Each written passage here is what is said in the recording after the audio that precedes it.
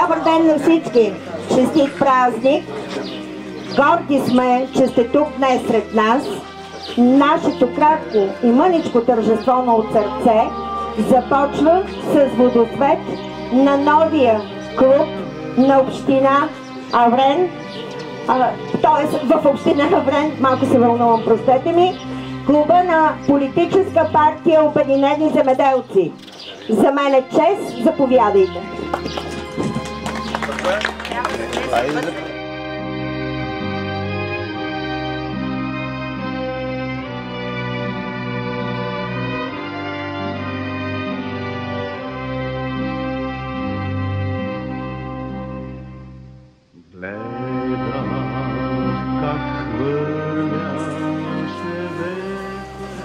Благословен Бог наш, сега и присно и во веки веков. Амин. Свети Боже, свети крепки, свети безсмъртни, помилуй нас. Свети Боже, свети крепки, свети безсмъртни, помилуй нас. Свети Боже, свети крепки, свети безсмъртни, помилуй нас. Слава Отцу и Сину и Святому Духу, и присно и во веки веков. Амин. Пресветая Троица, помилуй нас, Господи, очисти грехи наша.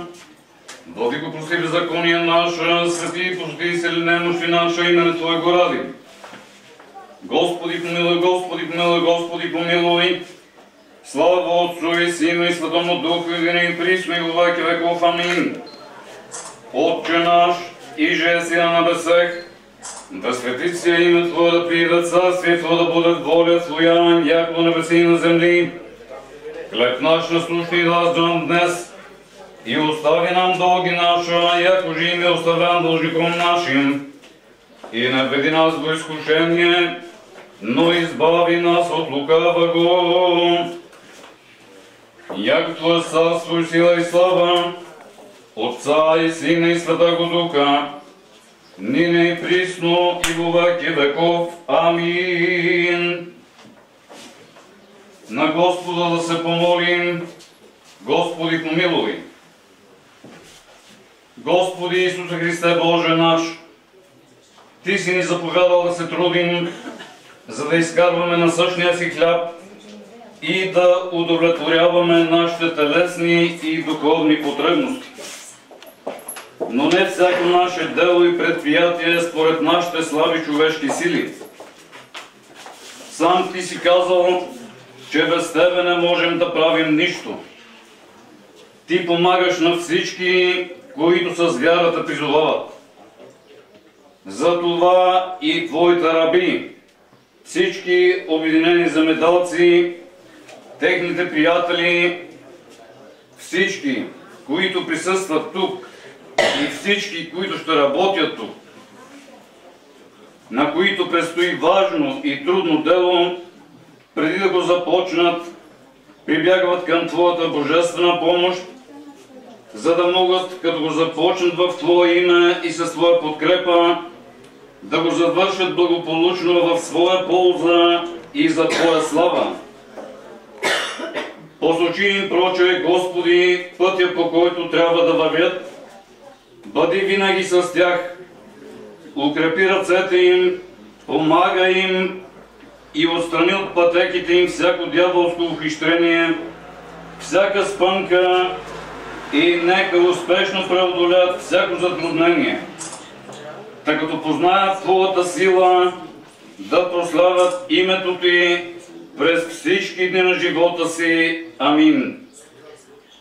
На Господа да се помолим. Господи, помилуй. Човеколюбиви и подателю Творче и Създателю на всичко, на Господи Исусе Христе, Боже наш. Ти си казал с Твоите пречисти уста, без мене не може да вършите нищо. Като приемаме, проче, с вяра от душа и сърце това, което си казал, ние се обръщаме към Твоето милосърдие. Ти си всемогъщ, правиш всичко, каквото пожелаеш. Ти помагаш на всички, които с вяра призовават на помощ Твоята крепка десница. Затова молим Те, Всеблагий Господи, благослови доброто намерение на Твоите раби, всички обединени земеделци, всички, които присъстват тук, техните приятели и всички, които ще работят тук. И им помогни в предстоящата им работа. Прати им ангел-пазител, който да възпира и отблъсква всички противодействия на видимите и невидими врагове. Дай им мъдрост, сръчност и умение, талесно и успешно да вършат своята работа и да й дадат добър край. Защото Ти си нашият осветител и помощник. И Тебе прославяме с Твоя безначален Отец и с пресветия благ и животворящ Твой дух, сега, всякога и во веки веков. Амин. Спаси, Господи, люди Твоя и благослови достояние Твое. Победи православному българскому народу на супротивния даруя и Твое сохраняя кръстом Твоим жителство. На Господа да се помолим. Господи, помилуй. Създателю и Творче на човешкия род, подателю на духовната благодат и на вечното спасение.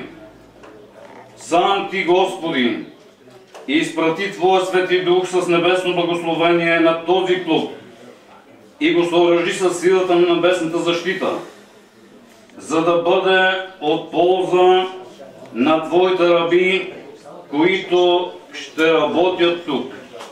Да им бъде за телесно здраве, душевно спасение и благополучно използване чрез нашия Господ Иисус Христос. Амин.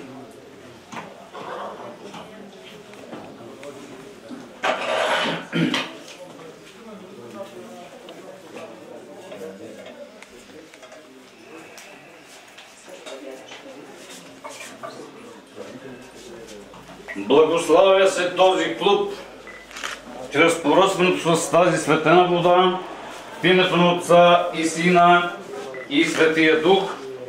Амин. Благославя се този клуб чрез помазването чрез поръсването с тази светена вода в името на Отца и Сина и Светия Дух. Амин. Благославя се този клуб чрез поръсването с тази светена вода в името на Отца и Сина и Светия Дух. Амин.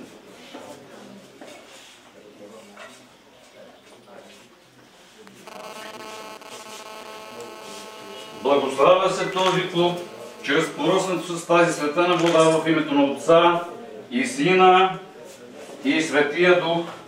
Амин. Добър път, успех, благополучие, здраве, благоденствие. Сега, които желаят, могат да дойдат за здраве да ги поръса. Бери, здравей.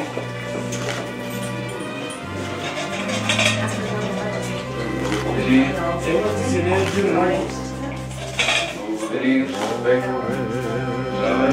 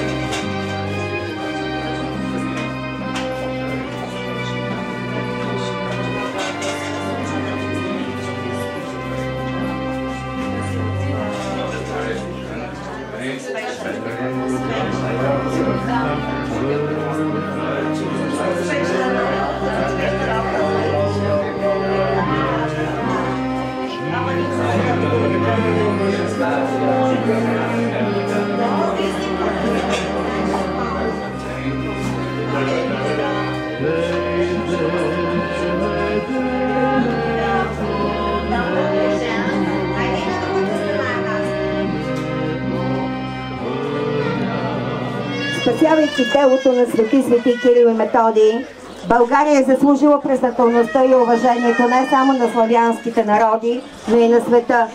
И това ще бъде така, докато човечеството влага истинско съдържание в думите напредък, култура, човечност.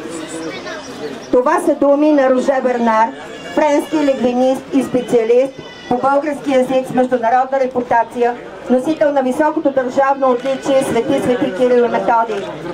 Денят на българската просвета и култура и на славянската писменост е нашия избор да открием клуба на политическа партия Обединени земеделци, защото без просвета и култура няма държава, няма политики, няма свобода, няма мир.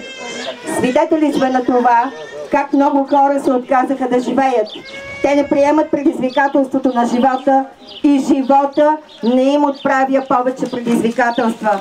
Всички ние рискуваме да станем като тях, съпротивлявайки се, страхувайки се, да посрещнем промяната смело, с вяра и открито сърце.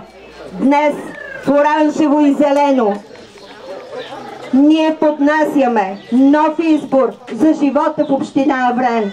Приемете го, прегърнете го. Това е вашия шанс.